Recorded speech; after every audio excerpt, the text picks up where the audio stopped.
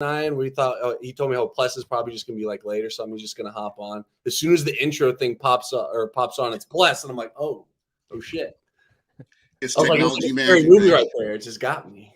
It's technology magic. And of course, the man with the plan, the man with all the knowledge, Michael Pless from Real Bucs Talk. How you doing, man? I'm doing good. Do I sound okay? Yeah, you sound great, man. All right, good. So I got you this, Gene. I'll have to mail it to Thank you. you. You're welcome. That is Um, awesome. no, it's great to be back on with you guys and get ready for a big game, divisional game, first of the year. So it's going to be very important. You know, the Buccaneers find a way to win this one. You want to be 3-1 going into that bye week, but you know, right now they're ahead of schedule. I think Yes. a lot of fans would be happy with 2-1, especially with, you know, given the roster and what they went up against last week against the Eagles, which I thought they fared pretty well. I mean, again, just certain things just didn't go our way. Yeah, I'm right there with you. And I'm going to just start out, me personally. I've seen a lot of people talking about our offensive line got destroyed, our defensive line got destroyed, this, blah, blah, blah, blah, bloggity, blah. To me, Baker Mayfield got sacked twice, I think. I know that sacks aren't the end-all, be-all. If you ask me, but Say what? He like spun out of 3. I mean, Baker's pocket awareness has been one of the most pleasant surprises that I've seen. Yeah, I totally agree, and you're right. There could have been more. I think if we had a statue back there under center, I mean, you're looking at more sacks, but he's been able to make plays with his legs, and I'm very excited for what we're seeing from him. I believe the theme for the Eagles game, in my opinion, was missed opportunities, missed tackles on special teams, losing the field position battle, which nobody really is talking about. How you got the punt prince who's putting the ball down there. All you got to do is make the tackle, and I'm not going to read too much into it again. Like I said, this game was a measuring stick to see where this young team is in the grand scheme of things, and I thought they fared pretty well. So I'm not going to really get into all the it's week 3. To me, it's week 3, and there's a lot more football to be played. You want to see what this team looks like when everybody's fully healthy, but to me, it was a good learning experience, and you kind of have expectations now on where this team can improve and on what they can improve on. So, Plus, I'm going to start with you. What were your takeaways from the game? If nobody's watched your breakdown, just kind of let everybody know what your takeaways were. Yeah, I mean, well, offensively, it was a game of, missed opportunities. Really, you had execution there, but for whatever reason, we just couldn't make the plays. There was drops. There was, missed throws at times. There was just, some of the process was a little, backwards. I thought they should have thrown the ball more on first down. And then again, you didn't have a lot of opportunities as well because the Eagles were getting a lot of drives where they were sustaining. We couldn't get them off the field when we wanted to. So there were some issues there. But overall, I mean, I think it was a game where just didn't get enough complementary football like you were talking about, whether it's special teams, defense getting off the field on third down. We had some turnovers that, stalled drives on offense. So it was just a mix of everything. And you got to give your credit to Philadelphia because they're one of the best rosters, in the league right now. So top to bottom. Yeah. KB. Yeah, that's my feedback from a roster building standpoint, the Eagles top to bottom have pretty much everything that you want and need. The Bucs were overmatched in the trenches. The offensive line for the Eagles, minus probably one holding call that was missed on the touchdown pass by Jalen Hurts. I mean, there was virtually no pressure. I think the Bucs did okay in short yardage, rush situations against the Eagles, but they basically were able to do what they did against the Vikings, which is just, hey, we're struggling through the air. I think when the Bucs made the adjustment after Dean got hurt to switch to a lot of zone, gave Jalen Hurts a lot of issues. But at the end of the day, they couldn't stop the run. We know Devin got a wonderful interception, but couldn't really do anything about it because of the groin. But it's really hard to win games when you create 2 turnovers, but also give 2 back. But also when you're negative in the turnover department. And I say that the Bucs got 2 turnovers and gave up 2 points from those turnovers. It's very rare to get those turnovers and they turn into points for the other team. I know Canales came out today and gave his feedback, which it's okay. It's good to hear and all, but like when you go jumbo, you bring in Aaron Stinney as a tight end, you bring Raheem Jarrett in as the only wide receiver. Everyone in the world knows that you're running at the 1 yard line. So obviously we want him to grow. I think the Bucs are still in a very good situation. I mean, tonight's game is going to be the Lions and the Packers, 2-2-1 teams. For their division lead, that's going to be the Bucs and the Saints 2-1 or 2-1 for the division lead. Yeah. So if you feel confident about the Lions, you should feel equally as confident about the Bucs, in my opinion. So from that standpoint, I think we're still on schedule. If you told me before the season the Bucs would win 2 games going into the bye week, that's great. They have an opportunity at 3. It looks like Davis might play, Dean won't. But at the end of the day, I think this is a beatable team. And honestly, if there's a game to not have your corners, it's against Jameis. We know, it doesn't matter who's playing DB for the other team. He's going to put that ball somewhere for a defense to take advantage of. And the Bucs have done a good job on defense creating turnovers this year. They're averaging about 2 a game. Yeah. Get 2 turnovers against the Saints, and you got a chance. That's all I can really say there. Yeah. And, just again, one last thing I will speak on this game because I do want to kind of focus more on the Saints. But I was not like upset when this game was over. I know there were a lot of people that were losing their minds and people saying stuff that they really shouldn't say and people in the heat of the moment and just, looking stupid and, some of the things that they've said. But at the end of the day, this is just week 3. And this is how you have to look at it. There's so much more football to be played. And I think that, just the growth that we've seen from this team, because preseason, who expected this team to be, us to even be having this conversation? We didn't know what to expect from Baker. We didn't know, like you mentioned, pocket presence. You didn't really know what to really, to really see. And Vegas is saying Vita Vea may not play. So that injury was. Yeah, I think it'll be a game time decision, but most likely he's going to suit up. He didn't practice yet, but I don't think he needs practice. I think as long as he's good to go on Sunday, he'll be in there. Yeah, and there are certain players on that defensive line that do not need to be out there because they are a liability. Yeah. And I've gone back and watched that game again. And I watched the Vikings game again, and there's no way that, number 90 should not be out there starting. He shouldn't be wearing number 90 either, to be honest. But I think that you have to overlook that. And it's important to get him reps. I understand he's young, but I don't think he's really exhibited any kind of play that gets you excited for him in the future, or has he? Well, I'd say he's flashed, but for every flash, there's 4 or 5 duds. And that, when I say duds, I mean losing. And that's the issue. He was getting manhandled. He wasn't just losing. He was getting he gets a lot more double teams than I think a lot of Bucs fans realize, but he's not able to withstand those. From Logan Hall's standpoint, it's great to see that he's getting reps. But it got to a point, I mean, in the short yardage situations, Will Golston was the one who stopped the 3rd and 1 at the goal line, for instance, before the second 4th and 1 push play led to the touchdown. Yeah. I mean, if you want to put Logan Hall in obvious pass rush situations until Kancey comes, I'm all for that. Yeah.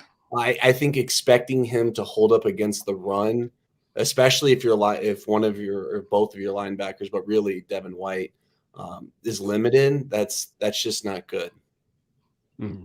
Yeah, I ditto what Ken said, but at the same time, you guys know our channel just wasn't a fan of Logan Hall to begin with. This is what he was in college, and it really hasn't changed, in the NFL. A lot of people looked at the size and the upside of his athleticism, but if you don't know how to use your tools in college, what do you expect for that to change in the NFL when you don't know what you're doing out there? There's too many times where he gets churned around, doesn't know where the football is, and he's just usually in the wrong spot, wrong place most of the time. And what's interesting, if you go back and look at his splash plays, he's been in the wrong place, and it's like he happened upon a tackle for loss, except for the jersey tackle. Now, the shirt tails, I love that. I think I might steal that, and I think I'm going to steal that shirt tails. Okay, but that was a good tackle. I have not seen a jersey tackle in, God, who knows? It's been a long time since I've seen a jersey tackle, but it was good. So I'm not going to knock him for that. That was a good play. Again, drop passes. There were just opportunities for the Bucs to extend drives, and then you don't know what's going to happen after that. But when you're playing against an elite team, you have to bring your A game.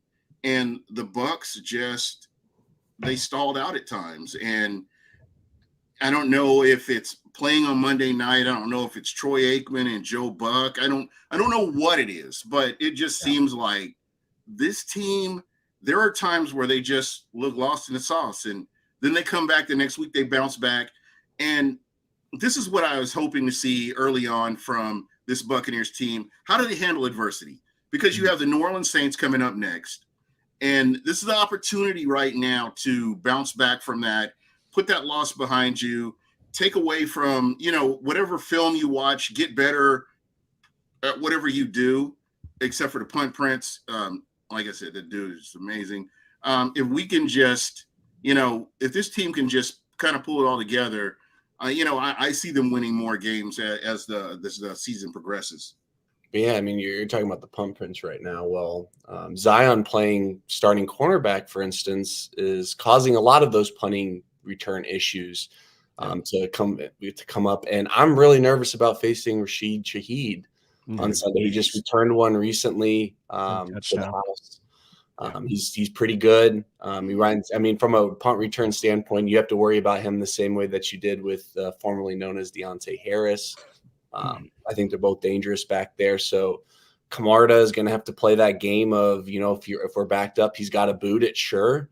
But I mean, do you hang it? Do you try to get more hang time? Is that? I mean, you guys could probably tell me better. Instead of like booming it and getting it all the way down the field, do you hang it up there so that you know that your coverage can get to the play? Or what is the strategy when you're kicking against somebody with such a lethal punt kick returner? But it's also different based off your situation. You're not booming it if you're at your own 40-yard line, for instance. Right. You normally boom it when you're really backed up. Camarda has the leg to do it. We've even seen returners when we're backed up having to run backwards in order to catch a punt. One at the 5-yard line, which is a punt returner. You're literally taught to not touch a ball inside the 5. Mm-hmm. So Camarda's a weapon, but the Bucs, sorry, Keith Armstrong, you had a great 2 weeks there, but against the really good teams and the really good rosters who have good special teams depth, it's not going to fly. Again, teams like the Eagles, the 49ers, you have to win at least 2 of the 3 main phases of the game between offense, defense, and special teams. And I just think special teams against a good quality team is going to be a negative for us. So our offense and defense have to, clean up the mess there. Yeah, I would just tell Camarda, kick it out of bounds.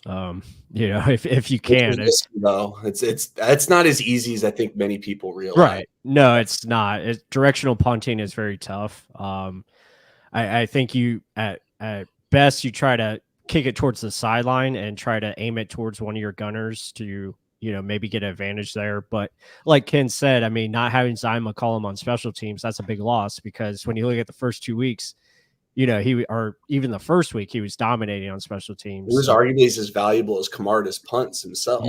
Yeah. So, I mean, he was always the first one down there making the tackles in Minnesota. And then, obviously week 2 comes, he has to flip to a starting role, and now back-to-back weeks starting. Now you're asking of guys like Derek Pitts and others who are just not as He's experienced. hurt too. So Yeah, Derek Pitts probably out for this game, and then you're relying on Josh Hayes to really be your number one guy. And then they might have to get some other guys out there. Maybe you go to a Keyshawn Vaughn, maybe go to Hakeem Jarrett, someone. Yeah, someone's not playing. Yeah, someone's going to have to step up in that role. But yeah, that'll be looking at this game, looking against the Saints, that's definitely a priority. I think you have to be smart with it and make sure you're not letting this guy get, big returns. At least keep it under 10 yards if you can. Because field position is going to be huge in this game. I think you have 2 really good defenses on both sides. Offenses are kind of finding their way, especially with the Bucs offense trying to figure things out, especially with the run game not being productive. It's going to be tough. So, and then, the Saints with Jameis Winston in there, you got to play it. You got to play it smart and make sure you find ways, like Ken said, to, force turnovers, and hopefully that will help the offense this week. Is this something where if you're New Orleans, you have to lean on your running game with a Jameis Winston out there? I mean, this is why you got Alvin Kamara, baby. What is he? He's a buck killer, man. Like James, they already learned last year, you can't put that game in Jameis's hand. Granted, we don't have Tom Brady anymore. I'm really happy that Baker threw the pick last week. I think Aikman and Buck jinxed him. They talked about how many possessions or throws he made without an interception. I'm happy he got that out of his play in that game when the rain was coming down. I going into a dome now, I really think he's really good right now of protecting that ball. And this is coming from me, mind you. I trust Baker with the ball in his hand. That he missed that Devin Tompkins throw, which I thought Canales drew up. Devin Tompkins, I didn't like how many targets he got, but that first shot was a beautiful play call, just a little bit of an overshot, a little bit high for Mike.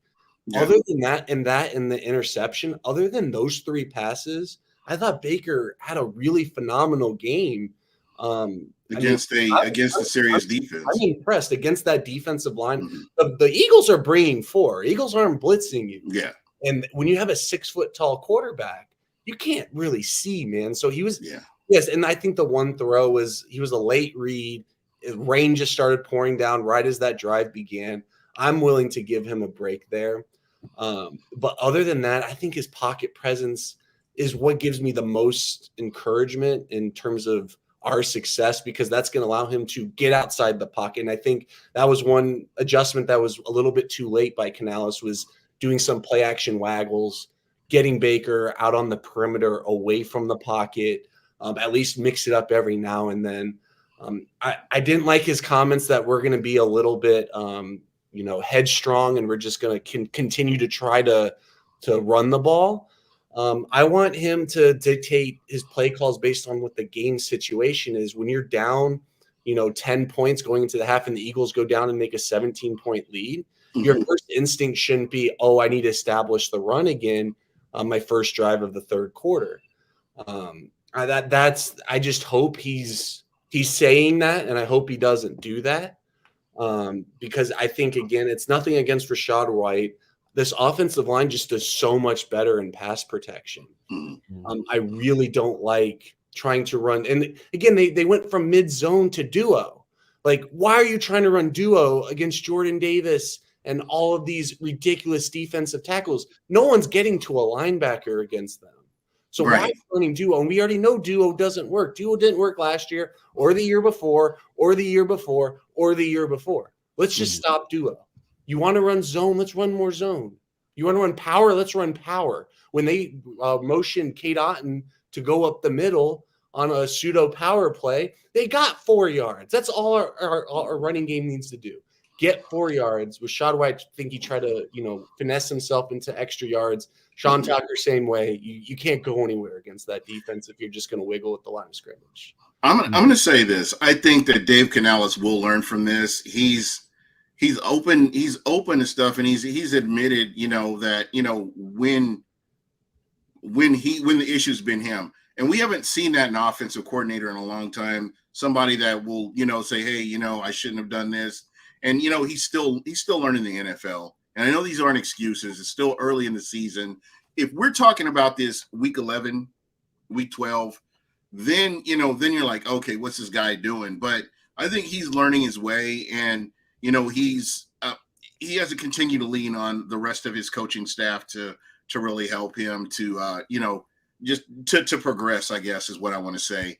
But I don't think we'll see somebody that's going to be stuck in his ways like we did last year, where somebody's going to continue to run the same play regardless of whatever they're seeing in front of them. I think that in listening to him early in the season, well, actually before the season started, you kind of hope that this would be the guy that makes adjustments. And this is one of those things that I hope he can learn from this and he can make adjustments.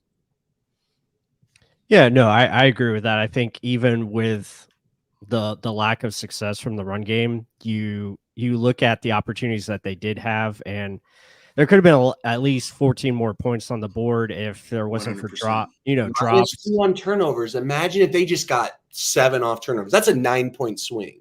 Right.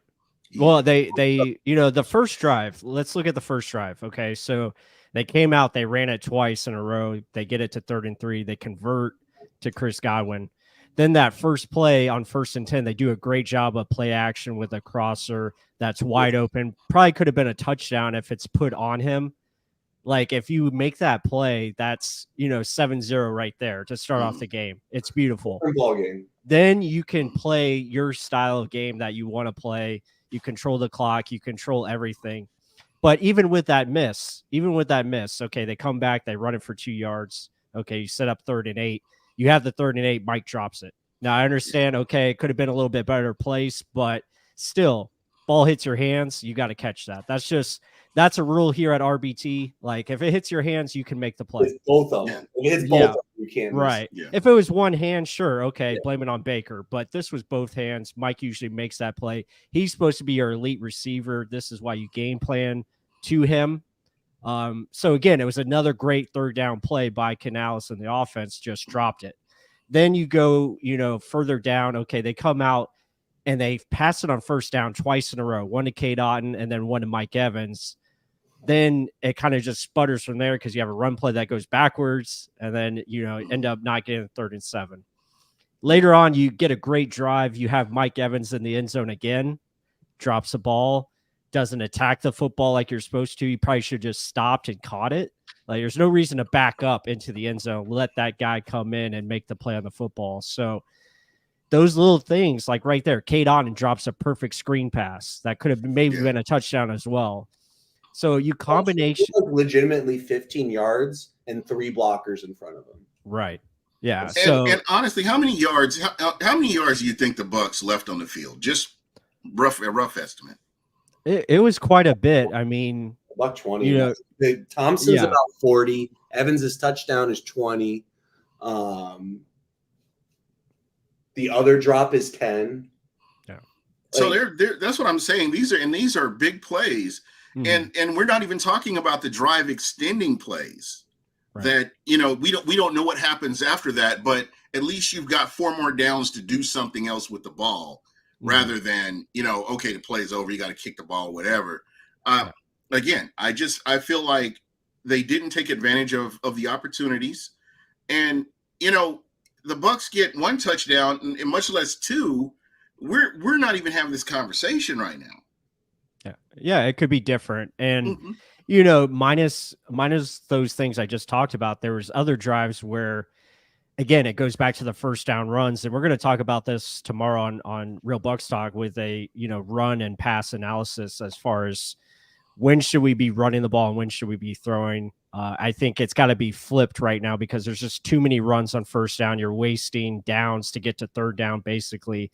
And it's not a good recipe for success. So, there was other plays where they had runs set up, but every time someone messed it up, like, on the one, Cody Mock trips over his own feet. Yeah. Like that's the only reason why the safety happened. I mean, it's not, again, we all knew it was a run, but it's a perfect, I think, what did Josh Capo say?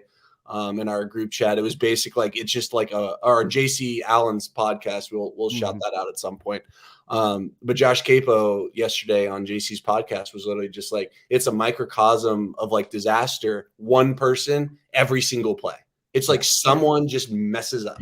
Yeah, it's like, the Sean Tucker run where it's 1st and 10. They set it up beautifully, and of course he can't make a guy miss, and that's what it comes down to. It's like if they get the perfect blocks, like hat on hat, the running back usually just can't make that guy miss, and that's a problem there. Or it's one of the two, whether it's Robert Hainsey getting blown up, or it's Cade Otton not finishing his block, or it's one of the pass.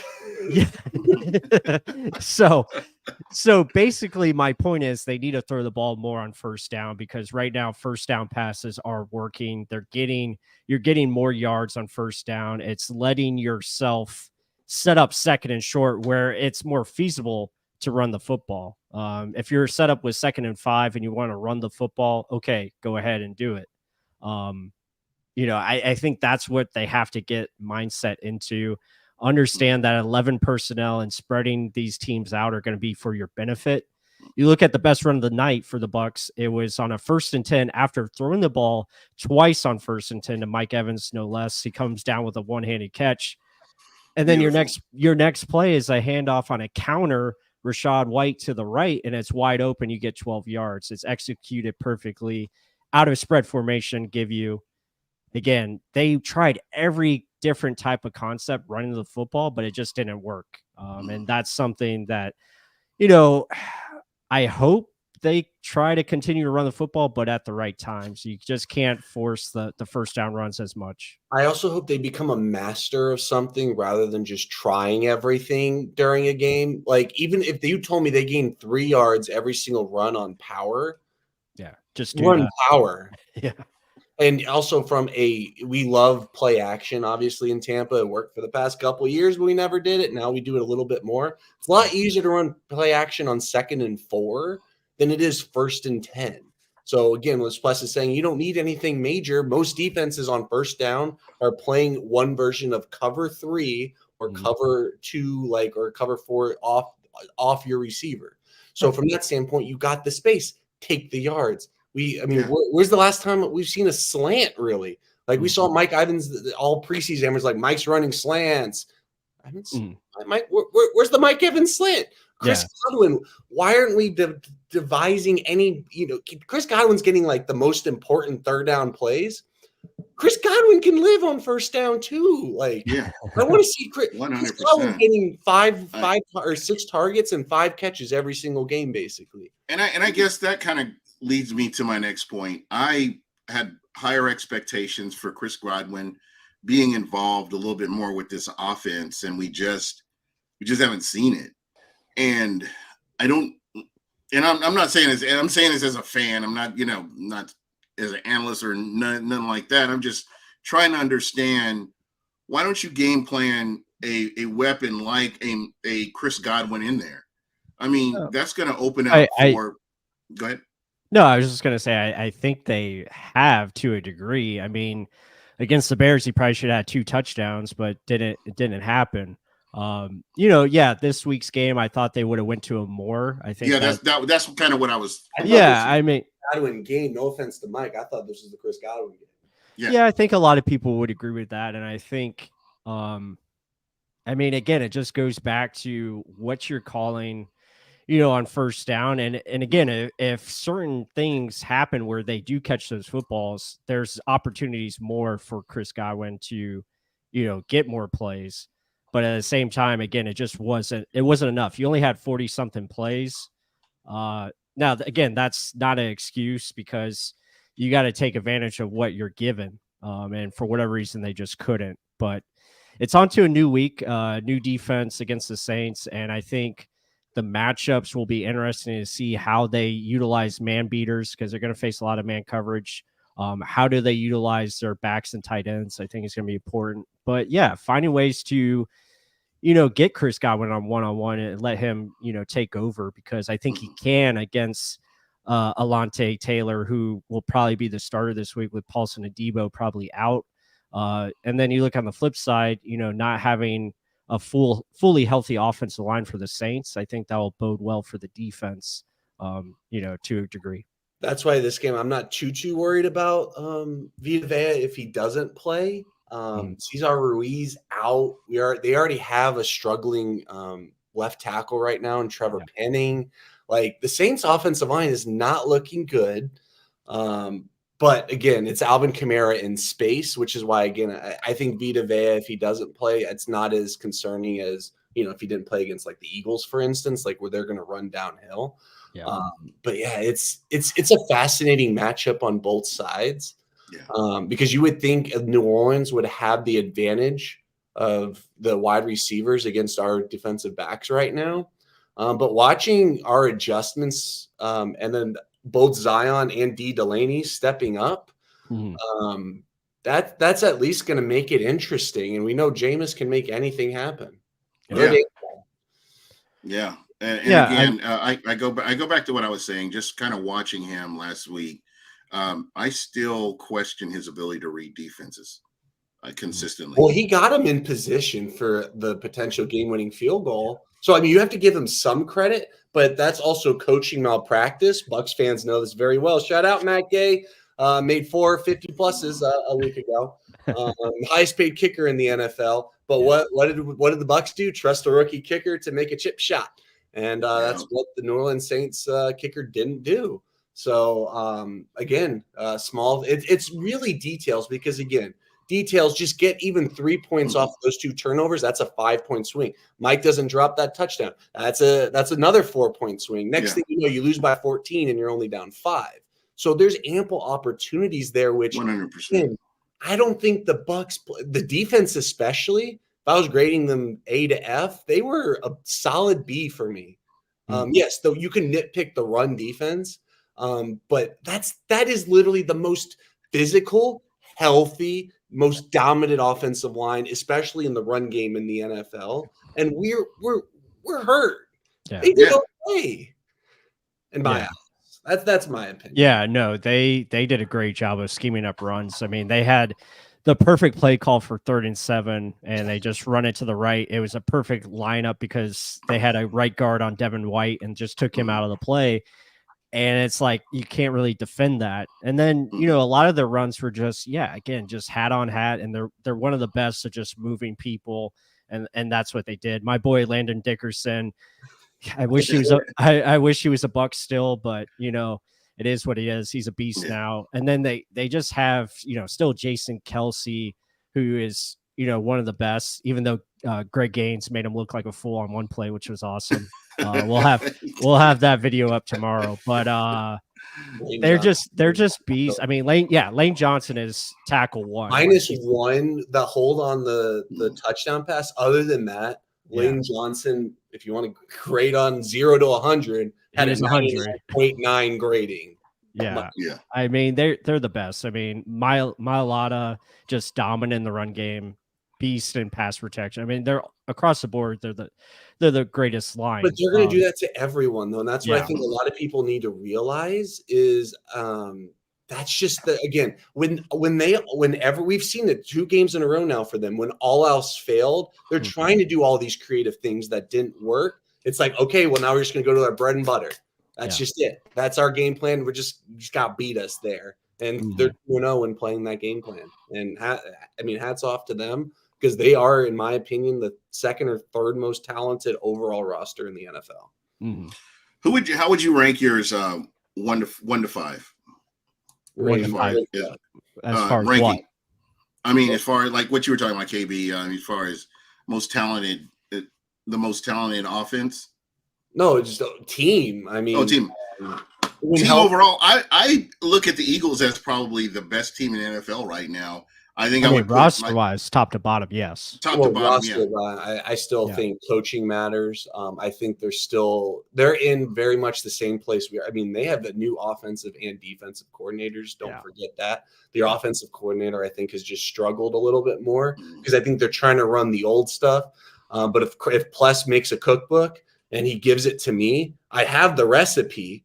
Especially if we're talking about baking here. And I guarantee you my cookies aren't going to come out as good as Pless's. That's just, again, we saw with Byron and BA. Like you can give Byron a very successful offense for a decade plus in the NFL, and it not translate. Right. That's right. Yeah. You're wanting to talk to the manager after you eat that. Yeah. That's for sure. But yeah, I mean, go ahead. I'm sorry. No, I was just going to say, I mean, just from last week, I mean, Eagles are just in a different tier and the Bucs are just not there yet. I mean, maybe they continue to make strides as we get towards the end of the year, and maybe they are one of the better teams in the NFC, but we just don't know because right now it's an offense that needs, in progress. And frankly, we just don't have all the pieces, roster depth wise, all that stuff right now. But still, if they scheme it right and guys are in position and they're relatively healthy, this team can compete with anyone. I think I truly believe that. Well, remember, they lost 30 plus points to the 49ers last year. Yes. We're going to play them again this year. But I think the Eagles this early on, I think is not necessarily a measuring stick. I think it sets the right expectation of what this team is at this moment of time. And again, I'm pretty less optimistic than you two.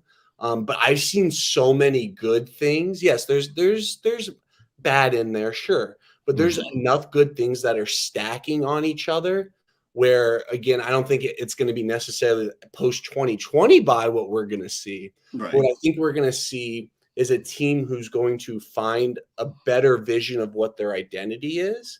And I think that's going to allow them to not necessarily beat the Eagles and the 49ers of the world, but allow them to compete with them for 4 quarters versus, 2.5, which is basically what we saw on Monday.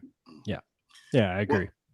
Well, I'm gonna jump in here real quick because I know that the running game has been getting a lot of slander for the past 3 weeks, and I'm just gonna say this: when you look at the running backs that the Bucs have, and the ability to catch the ball out of the backfield, and it's not like when Ronald Jones was here. And you guys know I loved Ronald Jones back in the day.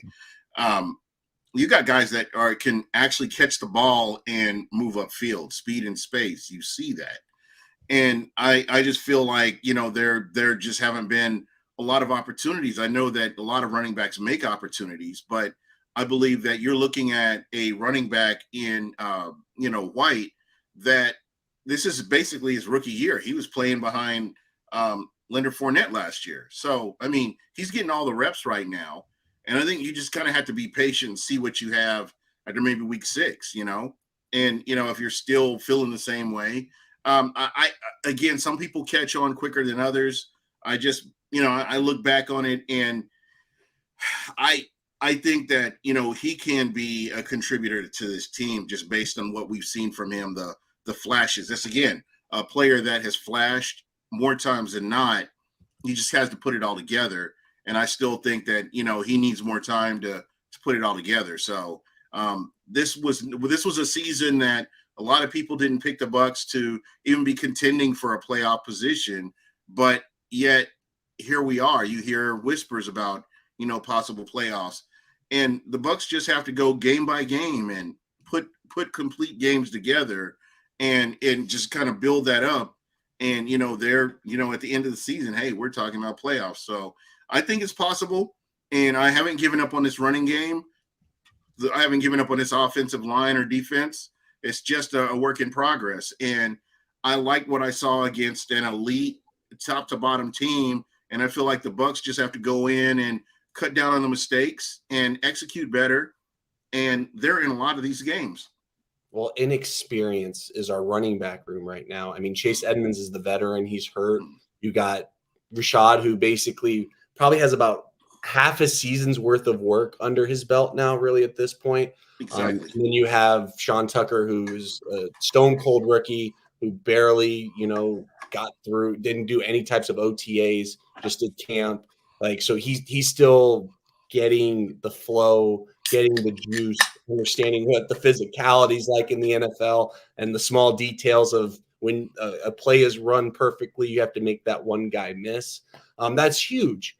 Because I think weak is just like the wrong word, because again, they're trying so many different things in the run game that it's going to produce inconsistent results.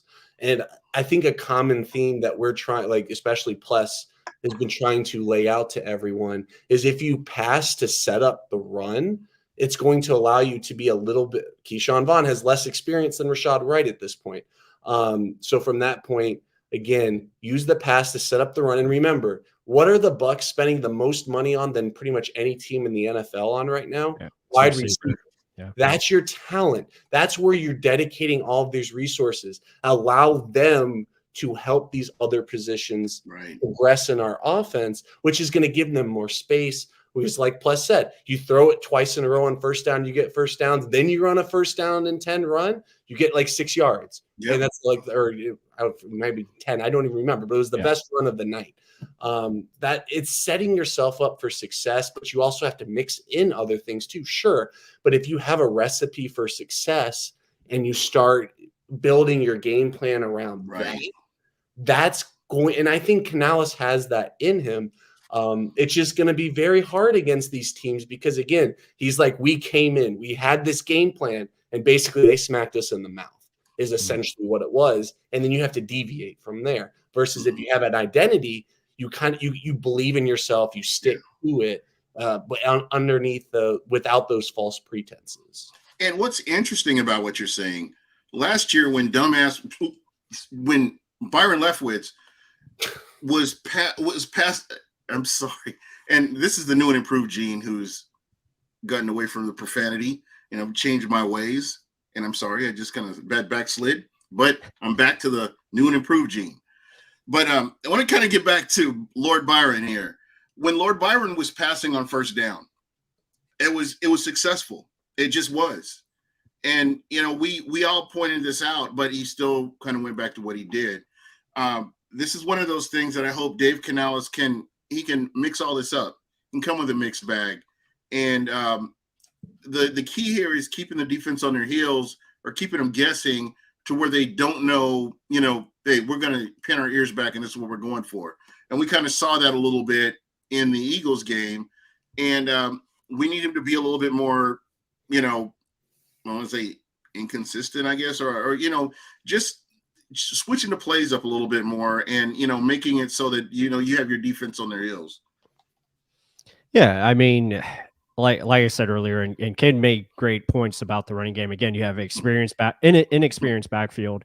You have an offensive line that is still meshing together. You have 4 new starters up there. You have guys at different positions, even though Tristan Wirfs plays like a god. Doesn't matter what, where he is. He could probably play center for us. And I bet he could. He'd probably be all pro. But again, left tackle money. Yeah, he's going to get easily 150 mil probably, How much more would you have to pay him if he ended up being a successful center? I think he's the guy you set the market with. And I'm normally not a big fan of that. But I think he's the guy that you do it with. Like, I don't think Antoine Winfield's going to be the highest paid safety in the NFL, but Tristan Wirfs has a better argument than I think he has a better argument than Andrew Thomas. I think he has a better argument than Christian Darrisaw. Like all these young tackles that are coming up. Yeah, he's the best one. Maybe if you don't go full Laramie Tunsil, because I forgot that went like, 10% above, market. Typically that was straight up overreach right there. But from that standpoint, he's the guy that if you don't set the market with, you pay him whatever he's worth, which is literally a blank check, whatever he's willing to basically accept, that you don't completely cripple your organization because you don't know what's really going to see at quarterback. Right. Yeah. And Wirfs is already on track for Hall of Fame. So, he's gonna get a lot of money. But with what I was saying, the offense just meshing together with, new offensive line, you have an inexperienced tight end room as well. Cade Otton, a lot of people are expecting a lot from him. Again, only second-year player. Keefe is still learning how to run routes and catch footballs and do all these different things, block. I think the tight ends had a worse game than our offensive line did. Yeah. Yeah. I thought they played a lot better against the Bears, but then you go to the Philadelphia Eagles and it's like, they just weren't as good. Cade missed quite a few blocks, dropped a ball. O'Keefe got overmatched a bunch. Oh, I'm sure. Yeah. Again, it's So those things, have to improve, and that kind of projects to next year where they're probably going to invest in a tight end, I think. But again, that's a different pod. But but the offense, I think it is a great week going up against the Saints. I think it's a good week for them to come out sharp and fast, and that's something that they're going to have to do, because they got to put it together defensively. I think is going to be good enough this week, but offensively, you got to play that complementary football where you utilize your Mike and Chris Godwin to set up the run game and score points. They got to put it together this week going into the bye and have something strong to go off of, and look at the first 4 weeks where, okay, this is what we see and this is where we can build our identity, like Ken was saying. If there's a game to go into your bag, it's this one. Yeah. I mean, again, if the Bucs lose, it's seriously not the end of the world every week. No. But it is a division game. But if you steal an away division game against the Saints, that's huge. Falcons, for instance, like that's ginormous. Mm-hmm. Because again, the Saints are already 1-0 in the division. The Falcons are they 1-0? Yeah, 1-0. They haven't played twice. They beat up on the Panthers, and the Panthers are obviously 0-2. Right. So you steal one from each of them, you go 2-0 against one of them, you're winning the division. So that's why it's like, hey, just steal one. But if you don't, it's okay. You just got to win. Now the one at home is now must win, but steal one. That's the goal. Just steal one. Yeah, absolutely. And it'll be interesting to see what happens, what they do with like the man. Like I said, you're going to face a lot of man coverage this week. So what type of man beaters are we going to see? I think that's going to be really exciting. It's advantage us though. It really is, because I think you're, and this is something I hope we see. Trey Palmer out. Yeah. Trey Palmer definitely is going to be. Trey, keep going plus. Yeah, I was just going to say, I think we are going to see more motion. We're going to see more pre-snap motion this week, trying to get guys isolated. Mike and Chris, working together, pick plays, all those things are going to be part of it to create separation. So go ahead, KB. I'll give Canales and the offensive staff the first shot to Devin Tompkins. Where the fuck was Trey Palmer? I'm sorry. No, that's unacceptable. Language. I don't care. It's fine. It's fine. For me, that can't happen. I'm sorry. That just can't happen. Yeah, I think Trey Palmer was the guy that was running the other crosser, if I'm not mistaken. All I know, and he actually took the attention. He took the other safety with him. But where was he on the field? I mean, Devin was in there a lot of 3 wide receiver sets with Evans and Godwin. I see what you mean. They have a third cornerback that was struggling because the Bucs did target that corner multiple times. In fact, he got hurt from how many tackles he had to make during the game. And they had to bring in their 4th string corner in order to get outside corner, at least because Bradbury's playing the slot. So that's what they had to do to adjust. And I think that whenever you face man coverage, or especially in a third to medium to long, Trey Palmer, I'm sorry, Devin Tompkins needs to be on the field. If you want to be the Scotty Miller, you come in, twice a quarter, like to at least be or present a shot play. Sure. Devin Tompkins can have that role. But I think if you're running 3 wide receiver sets, 9 times out of 10, Trey Palmer needs to be out there. Yeah, no, I'm with you there. Yeah, 100%. This is a guy that he won that position that he has, and I feel like they really need to utilize him a little bit more. Separates better and is better at the catch point. And what is Chris and Mike's probably biggest flaws is separating. Mm-hmm. So that's a good guy you can throw a 50-50 one-on-one ball to and at least have some confidence, especially with Mike and Chris getting all the attention. Cade Otton, if he continues running those seams like that his first catch like that makes him a weapon, and I think that opens up our offense. But Trey Palmer can open up the seams himself as well in the slot, or even take an overhang safety on the outside. I think he is that good enough and also that fast enough. So it's just I understand the Tompkins appeal for certain plays, but from a down to down standpoint, I'm sorry, Trey Palmer needs to be out there. And I'm not even saying that from a fantasy standpoint. I think his productions from a production standpoint. Well, who was okay? Devin Tompkins and Trey Palmer literally competed against each other this preseason, and who won? So why play the guy who didn't win the role? Unless he's hurt and we don't know about it. I haven't seen him on the. And that's kind of what I'm wondering. Is he 100% healthy? Or are they doing the Jahmyr Gibbs? We don't want to throw too much on the kid too early, but after watching him this preseason, some of which against either starters or key players on second team, like actual backups in the NFL, he showed out against them. So again, we have to, we just have to hope that they are able to make adjustments. This is going to be a key game for me, strictly because I want to see how the offense and defense alike bounce back from this game against the Eagles. And they're playing against a division rival. So are you able to get up for this game? Is this a game where you get up for? You're going into the bye week after this. So it's a key game. This is a huge game to be honest. What did the Saints do? They dropped a 17-point lead in the fourth quarter last week. Just like the Atlanta Falcons. They're going to come and smack you in the mouth. I'm sorry, Luka Decky's had a decent start to his actual season. But Cam Jordan, I'm sorry, I know Tristan Wirfs is his daddy, all right, but like he's still in that 47-3 game, whatever we had against the Saints a couple of years ago. Cam Jordan had his way. Yeah. And it's just like, hey, Luka Decky, like I think this is going to be if the Eagles weren't a wake-up call, a pissed off Cam Jordan, I think is someone you don't want to mess with. And I think we have to be able to, again, execute, do the small things.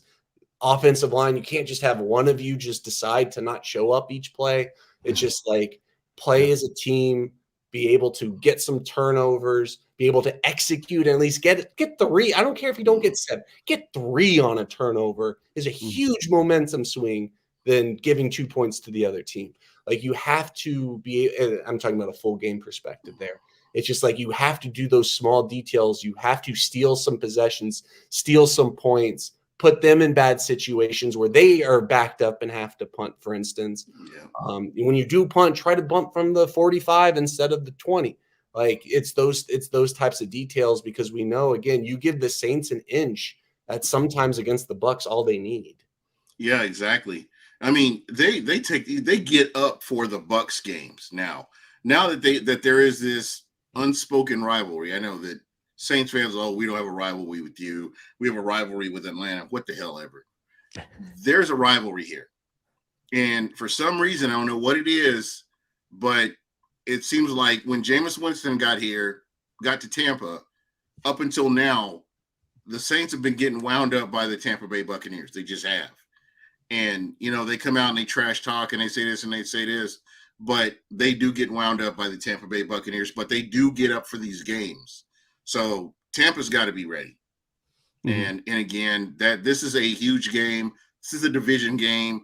This is a chance for the Buccaneers to, get a little bit of a lead out there and, kind of move forward. Yeah, I think, my keys to the game as far as offense goes, like I said earlier, you got to start fast. You got to throw the ball on first down and you got to score in the red zone. I think those are my 3 keys. And then defensively, I think you got to put all stops on the run game. You got to come out and just make sure you force them to pass. And I know with their receivers, they're probably going to try to do that anyways, but you can't let Alvin Kamara, slash and dice you. You can't let Taysom Hill come in here and get runs when you know what he's going to do. He's running the football. There, when the game was on the line and Jameis got them in territory, the first play that they did was Taysom Hill. Here you go. Yeah. Yep. Yeah. And he does the same thing every time. So you better gear up to just stop him when he comes in the game and he's going to run the football. So gear up and stop that. Madden, age 8. That's the Taysom Hill play. You have just 3 people just back, the 8 of you. You better be coming. Yeah. Yep. So I think that's got to be the keys for defense. Stop the run, force Jameis to pass as many times as you want him to, because at the end of the day, he's going to make mistakes. He, like Gene said, he can't read defenses. His pocket presence is poor. There's going to be opportunities for pick passes. So that's what you have to do. You got to you got to play. I would play zone pretty much all day, maybe mix up some man coverages, but keep everything in front of you and play smart defense, and you'll get some turnovers. And then special teams, just don't let the guy return it all the way for a touchdown. That's pretty much it. I really believe, and plus, thank you for that. I really believe that the Bucs can get a lead. This is a detriment to Jameis Winston.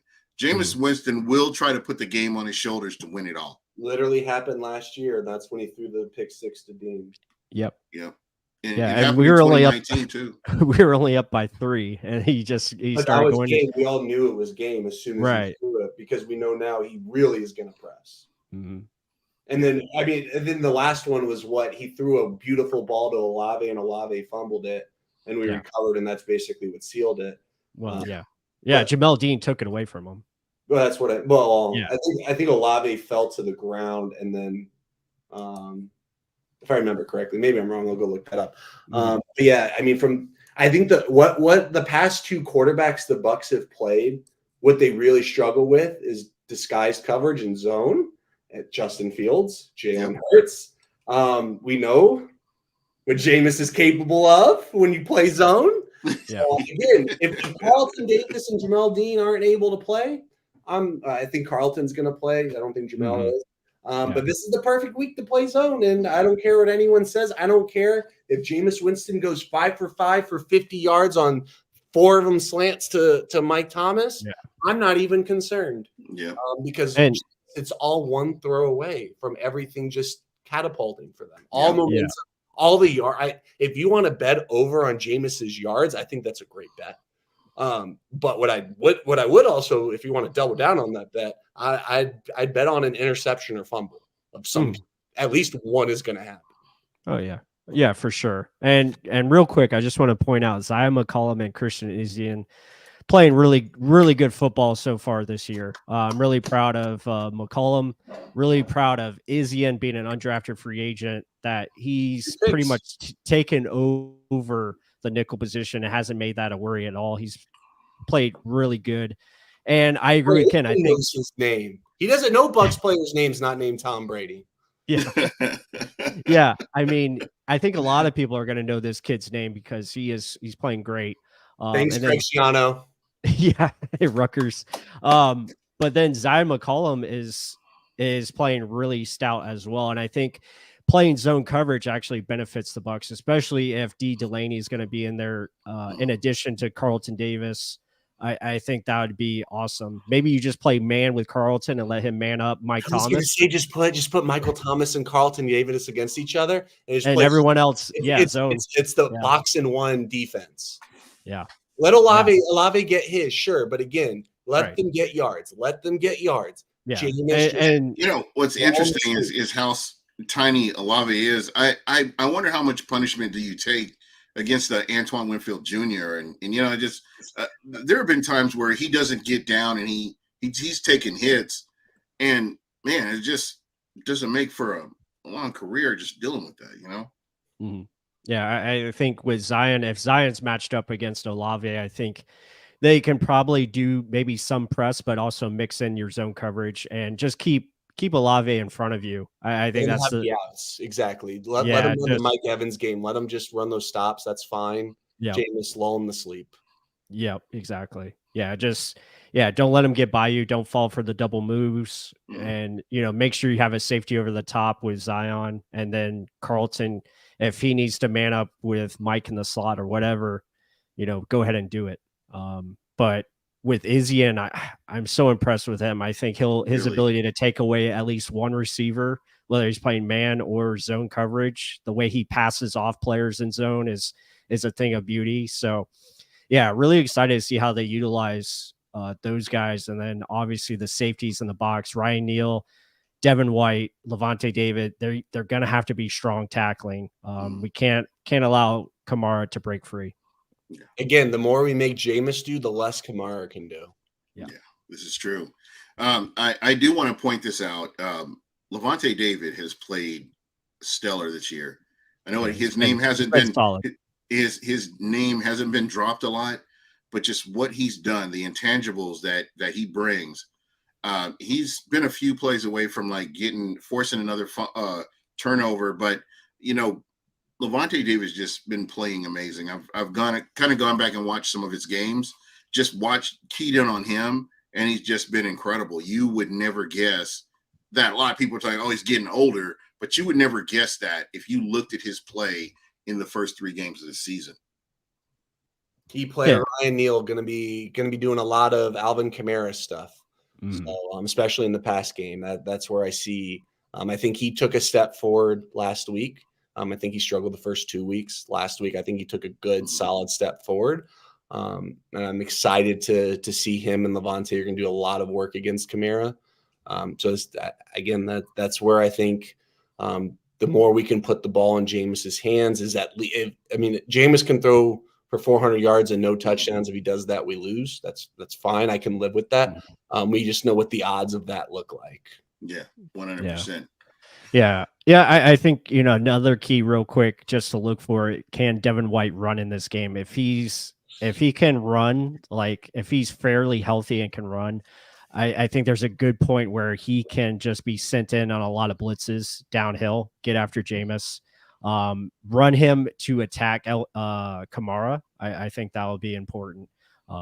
So that'll be something to look for, and we'll see if some of these other guys can get in there. Vita Vea, I expect him to go, and then Jamel Dean probably going to be out. But overall, I think it's a good week to get things on track. The key to this game, like it is every week, is going to be the offense. If the offense can be sharp and be smart with the football, it's a game. That's all I'm going to say. Yeah. Score in the red zone, get touchdowns when you can.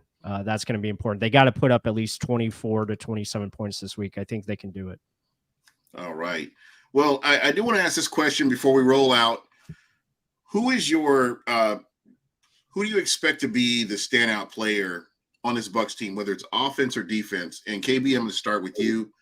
Who are you looking for that you can just say, man, this is going to be that standout player, in this Bucs game? Logan Hall. No, I'm just kidding. If there's a Shaq game to have a Shaq game, it's against Trevor Penning. If you remember, that's Jameis's blind side. Jameis, who has an opportunity to hold the ball long. Yeah. So that's who I'm really keying in on.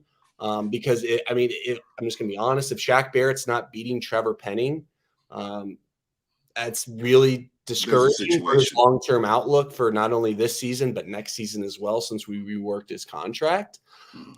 So that's I think Baker is really the one to watch, because I think there's going to be ample opportunities. He's going to be having the opportunity, whether it be the Devin Tompkins shot play or the Mike Evans curl routes. Like he's going to have yards to have. Will he be able to? The Saints generally play a very physical game. Is he going to be able to, get away from sacks? I think he's really the guy to watch.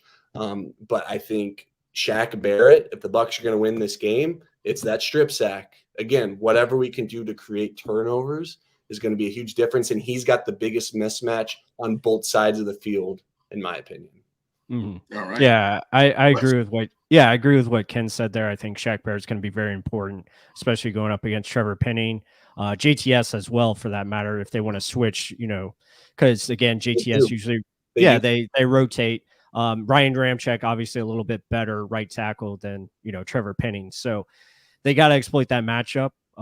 But the guy I'm looking for that needs to have a clean, crisp game is going to be Baker. Baker Mayfield's got to play sharp. He's got to lead this offense, and the guys around him, I think, need to help him out, but we need Baker to hit those plays that are there. I think that's going to be the biggest thing. He's got to make those plays when the opportunities present. He's got to make sure he hits them, and especially the explosive plays. We got to make sure we nail those and get into red zone and score the football. This is his make money game. Everyone talking about Mike Evans dropped his bag last week. This is Baker Mayfield's opportunity, because if he goes into the bye with a stellar game at the whatever they call it now, dome, the Caesars Dome, the dump dome. If he has a really good, impressive game there, the Bucs have to, they're at least, I think right now he's still probably at least the short-term vision, But that's how you secure that 3-year contract, is winning games like this. It's not necessarily the Eagles game. We saw Kirk Cousins made a lot of the money, and he didn't win the Eagles game. It's winning the Saints. The Saints game for this organization is the one that he needs to do. And again, if he doesn't, he doesn't. You know, we'll see what his progress is after the bye. But if he comes out and plays like he did the first 2 weeks, really, because I know a lot of people said the first game wasn't very good. Yeah, the start wasn't very good, but after the adjustments were made, it was elite. Yeah, he played well. So from that standpoint, if you take that last quarter and a half and then the entire second week against the Bears, if you throw that into this game for 4 quarters, Bucs fans are going to love him. His agent's going to knock at Jason Light's door and saying, hey, you want to talk extensions? Like that, this is his opportunity. The great Eminem. You have a one shot, one opportunity. It's not the Bucs season isn't this week, but it's Baker's opportunity to put himself on. Think of what if they talk about us, if they do talk about us on all these, sports shows that casual people watch, everyone knows how. I can tell you, everyone's picking against us because they're just looking. Oh, in the past 4 years, even with Tom Brady, they struggled against the Saints. They only won the one playoff game and one regular season game. So with Baker Mayfield, they must lose. Like that. That's literally going to be the narrative. And this is his opportunity to shut down the Bucs narrative and create his own Bucs quarterback, Baker Mayfield. I think if he wins this game and wins it because of, like Plus is saying, because he's making the right reads, because he's getting his shot plays, because he's turning 3s into 7s. If he does that, I don't know how the organization, you can't be like, oh shit, okay, not only do we have to play Winfield and worse, and probably White, well, it's like shit. Well, now we have to find a way to bring Mayfield back if that's the type of game he's going to have this week in a very large division game. Yeah, 100%. For me, it's got to be JTS. We need to consistently see healthy doses of JTS. I really believe that this guy, I know a lot of people have written him off already. I think he's a talent. I think that he can help this team win. And between JTS and I want to mention Dave Canales. I feel like Dave Canales can bounce back from that game against an elite defense and, learn from his mistakes, put his players in a position to win, call games that will play to his players' strengths. As we heard him talk about at the beginning of the season, he's a guy that I've really got my eye on. What is he going to do? How is he gonna respond? And you guys mentioned Baker Mayfield as well. How are these guys going to respond for this team? And not so much, the team, but because as a team goes, it's how their quarterback goes. And we've seen that. How does Baker respond from playing against the Eagles and not coming out with the win? How does he come back from that? And I think him and Dave Canales working together, I think that, they have an opportunity to silence a lot of critics as well this early in the season. And this leads to positive projections as the season progresses. No Derek Carr. I mean, this is, again, no Drew Brees. I don't want to hear this is the opportunity right now. Even Trevor Siemian. What's Jameis's record against the Bucs? Not good. 0-1. Yeah. That's your narrative. There we go.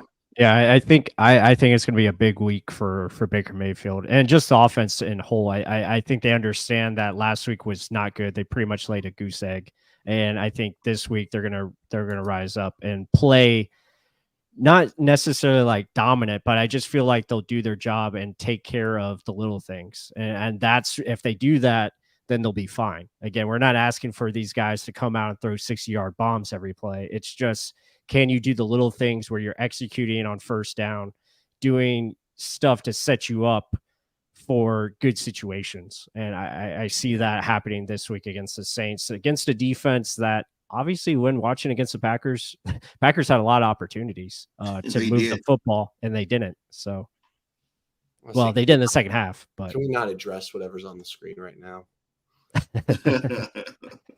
No, we won't. Well, guys, thank you so much for coming on. I really appreciate it. Again, every Thursday, we're trying to do this. I think it's working out for everybody to be able to be on Thursdays to do this. And somebody earlier in the chat had asked, how are we announcing this? And guys, and I'm sorry I can't announce this a little bit sooner, but I'm kind of at the mercy of my guys here. If they're available, if they're not like on another podcast or on another stream or working or working out of state or something like that, then I can get them on and we will have a show. I'll have a show regardless. But these are the guys that I really enjoy working with. I've worked with KB and I've worked with Ples for quite a long time now, and we have a really good Ian rapport, I guess we say. So yeah, I really like working with them. So I'll do my best to let you guys know. And Ples comes on. For those of you that are on Real Bucs Talk, this is Buck What You Heard. And on Thursdays, this is the show where I try to get everybody on. If I could get you guys to like and subscribe, if you're and vice versa, if you're on Buck What You Heard and you're not subscribed to Real Bucs Talk, please go do that right now. I have so much respect for that show and everything that they've done. And, these guys are great. And I think we have a great show. We have a great conversation, about football. And we're not jumping out the window. We're not, bad mouthing that, what happened against an elite team. But, just logically talking this through is, what we try to do. So if you get a chance, Real Bucs at Real Bucs Talk on Twitter. And on YouTube, it's the Real Bucs Talk. Go look for them. Go ahead and like and subscribe at Buck What You Heard on Twitter or Buck What You Heard here on YouTube. Like and subscribe. Haven't been doing this too much, but I do want to kind of get to 1,000,000 this year. It's kind of been a personal mission. I normally, I'm horrible because I'm a lazy bum. I haven't been pushing it like, like and subscribe I'm sure I could have been to 1,000 a long time ago, but this year, taking a little bit more serious, and hopefully people will kind of get on board with me. And if you enjoy the content, I really appreciate it. I want to start with Ples. Tell everybody how they can get a hold of you and on Twitter or what you have going on or just whatever. Yeah, and thank you for the kind words, Gene. It's always a pleasure coming on here talking football with you and also Ken. Ken and I, we talk a bunch on Twitter, as you can see. Yeah, I do. In our group chat, we're always going. Gene learned the hard way. So I get ignored in the group chat. That group chat is awesome, though. I'm not. Yeah, it is. It really is. Yes, it is. It's a great group of people. But yeah, check out our stuff at Real Bucs Talk. My co-host Mark Ramirez and I do. We just try to show the why, and we try to show why things are happening. There's always a reason. It's not just a box score. There's more to this game than just the stats. Even though stats help you identify maybe what's going to happen, but it's all about the players and what they're doing and how they're being utilized. So all that goes into it. And we try to get out a lot of film studies this year. That's been our goal. So that's been pretty much the content for RBT. And, we have a live stream Mondays, 9:15, if you want to check it out. But yeah, I'll pretty much be on here at Buck What You Heard when I can for Thursdays, 7 o'clock start. So be sure to tune into that and subscribe to both channels because it's a lot of fun. And if you're a Bucs fan, I hope you guys appreciate all that we're putting out there. And we appreciate all the support that you guys give us. Oh, absolutely. Definitely. KB, my man, the man making all the money, the millionaire. KB millionaire. I feel left out with all these subscription talks. Maybe y'all are going to convince me to do something. But no, y'all know where to find me. If you want to find me, play Where's Waldo. I'm in a Ritz-Carlton somewhere. I'll let you figure that out. Yeah, that's a very nice hotel room. Yeah, that's awesome.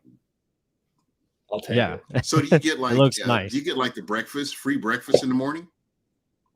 No, that's how you know you're not at a nice place, is because there is no free breakfast in the morning. There's just a really nice restaurant downstairs. Boo. Boo. Okay, I'm going to give them like 1 star for just because there's no continental breakfast there. I'm going to go ahead and give them a thumbs down, 2 thumbs down, and a 1 star. Wherever I can go. I'm probably on Yelp or something. I'll find out a way to do this. But for me, guys, thank you so much. Everybody from Real Bucs Talk that's come over, listen to the show. I appreciate you guys. I appreciate the football knowledge. And we have guys that go from one show to the other. G Vegas, for example. Mr. Everything's Bucs, Bud Cannibals. Guys that just love the Bucs. Corey Hall. I have talked with Corey Hall before. I can't remember what. I think I may have been going back and forth with him on Real Bucs Talk, but real good football mind. Just so many different Bucs fans that aren't caught up with the hype, and they can see the game for what it is. And I appreciate you guys. I really do. And you're not like jumping out the window and doom and gloom for the rest of the season and stuff like that. It's great to have listeners that come in and they get it. They understand the game. They understand, where we are in the grand scheme of the NFL season. So I really appreciate you guys. I really do. And I can't stress it enough. If I could get you guys on again, or, once you guys come on, I'll make sure your chats are out there. And again, like and subscribe. I really appreciate it. But we're going to go ahead and get out of here. I can't believe we've been on here an hour and 15 minutes. It's crazy. But I'll let you guys get back to your night. And that's pretty much it for me. And peace out, guys. Take it easy. Like what you heard.